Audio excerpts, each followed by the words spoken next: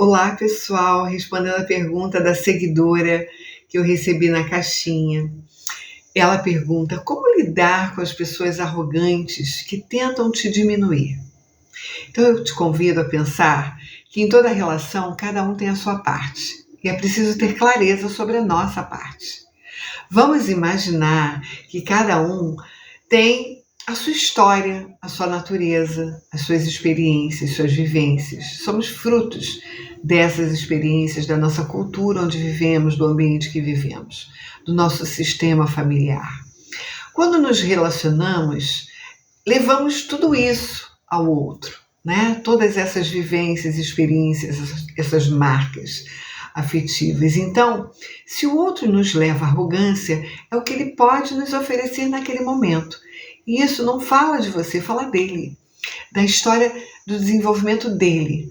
Os arrogantes, não podemos generalizar, mas cada caso é um caso, mas na sua grande maioria escondem, na verdade, suas inseguranças, a sua vulnerabilidade, o seu próprio auto-julgamento de forma inconsciente, da sua percepção de valor, da sua inferioridade.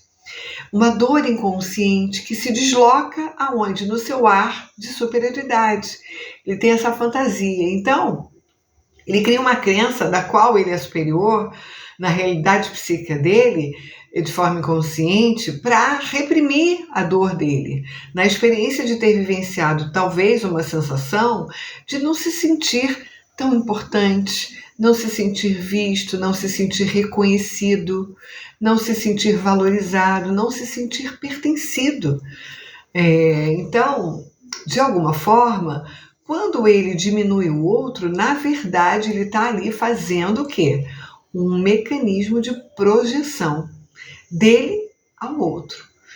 Então, ou seja, ele se sente diminuído e de forma inconsciente, então ele acaba projetando no outro essa diminuição, essa forma, né, de desqualificação.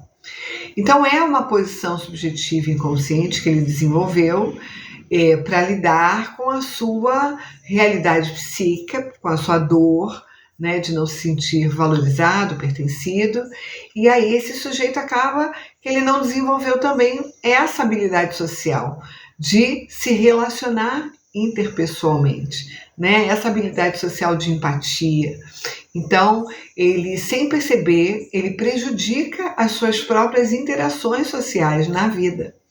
Então, temos ali um possível narcisista, né, que ali em seu investimento libidinal está voltado para ele sendo o centro das atenções, ele com a dificuldade de aceitar a diferença, ele com a dificuldade de estabelecer laços, ele com a dificuldade do seu desenvolvimento relacional, fixado ali em alguma fase infantil regredida, onde tudo gira ao seu redor, como ele fosse o rei e a sua majestade.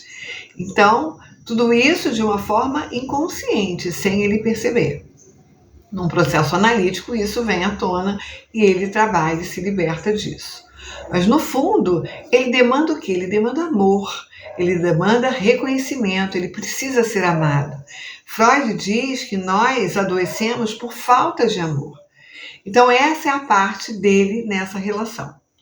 Agora, você que me faz essa pergunta para mim e que se sentiu diminuída, falando da outra parte que se relaciona, o fato é, por que estamos trazendo isso para a nossa realidade? Já que a realidade é dele, não sua, né? Por que eu permito que o outro me diminua? Por que eu me sinto e me abalo quando o outro faz isso comigo? Porque ali eu estou autorizando o outro a me diminuir, né? Então isso fala de como você se posiciona em relação aos seus limites, né? Então vamos imaginar que seja uma relação profissional. Então, como eu lido com a autoridade da chefia, da liderança, como eu lido com a autoridade? Vamos pensar numa relação pessoal, como eu lido com a autoridade que eu me relaciono com os meus pais, né? Será que tem algo ali que não foi resolvido? Será que eu também estou ali numa posição que também não me sinto valorizada, que também não me sinto reconhecida, que eu também não me sinto de igual para igual, sabe? Não tem ninguém superior nem inferior. Nós temos conhecimentos diferentes, nós temos posições subjetivas diferentes, né? Então, como é para mim aceitar a diferença em que o outro não é igual a mim, não tem tudo isso esclarecido, não desenvolveu essa relação interpessoal? Será que eu também não desenvolvi? Por que isso me afeta tanto? Por que o comportamento do outro tem ali de ressonância comigo? O que está ali conversando e dialogando em mim internamente, né? Então, será que de forma inconsciente eu também não me sinto pertencida? Como anda o meu amor próprio? Como eu construo e estabeleço os meus limites nas minhas relações, sejam pessoais ou profissionais? Como eu construo essas fronteiras entre eu e o outro? O que eu sei de mim, que eu faço, né, também a diferença e marco essa diferença? O que eu permito que o outro venha, invada ou não, né, o meu campo? Então é poder se posicionar, tá falando do seu posicionamento, né, de falar: seu Beltrano, desculpa, mas eu gostaria que você me respeitasse, esse tom não tá legal, da forma que você está falando comigo não tá bacana, a gente pode estar falando de outra forma, né? A gente pode estar desenvolvendo esse diálogo de outra forma. Vamos começar? Então pense também sobre o seu mecanismo de defesa, como você reage a alguém que está diminuindo você. Você foge dos conflitos, você esquiva, você tem medo de falar e gerar conflitos, você se torna igual, arrogante, ou você silencia e fica de uma forma submissa? Como é você nas relações, né? Então, tem dificuldades? Como é você? Fica com medo? Como é você com seus conflitos, né? Então, você está também numa posição regredida, com medo de falar com o outro, de perder o outro?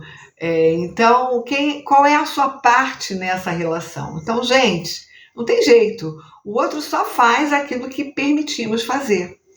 Nós temos uma tendência de culpar sempre o outro, mas devemos sempre perguntar, dentro de uma relação, qual é a nossa parte, o que permitimos, né?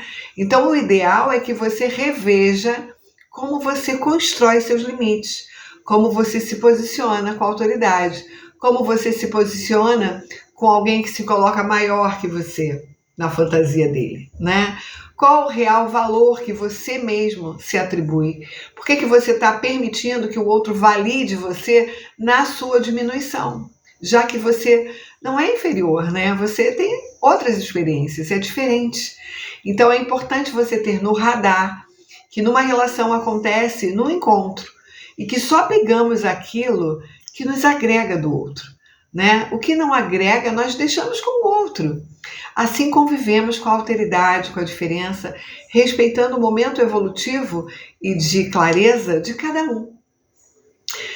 Porém, sempre dando os limites necessários para não tornar e aceitarmos relações abusivas, né? Então, o primeiro abuso não é do outro, é seu com você mesmo quando você permite que ele te diminua.